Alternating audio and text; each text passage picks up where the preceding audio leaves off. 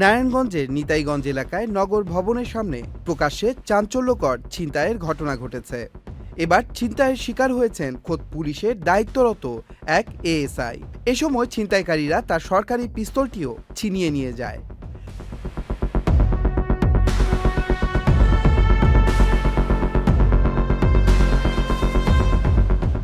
সোমবার ৯ মার্চ সকাল 6:30টার দিকে বিবি রোডের নিতাইগঞ্জ এলাকায় নগর ভবনের সামনে এই ঘটনা ঘটে।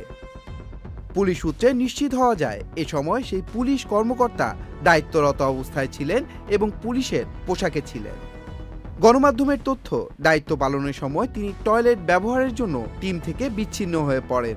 পরে মোটরসাইকেলে সেখান থেকে বের হলে পথে ৩ জন ছিনতাইকারী তার মোটরসাইকেলের গতিরোধ করে এবং সঙ্গে থাকা সরকারি পিস্তলটি ছিনিয়ে নিয়ে যায়। ওয়ালটন বিএলডিসি ফ্যান, খরচ বাঁচে 65% পর্যন্ত। ওয়ালটন বিএলডিসি ফ্যান ছড়ায় স্বস্তির সবুজ হাওয়া।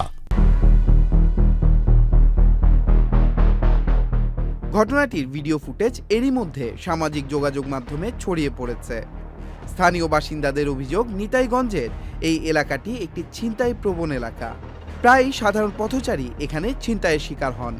এ ঘটনায় অতিরিক্ত পুলিশ সুপার তাসনিম আক্তার জানান, ছিনতাই ও অস্ত্র লুটের ঘটনায় জড়িতদের চিহ্নিত করে আইনের আওতায় আনতে পুলিশের একাধিক টিম কাজ করছে। Tanmoy Mahmud, channel I.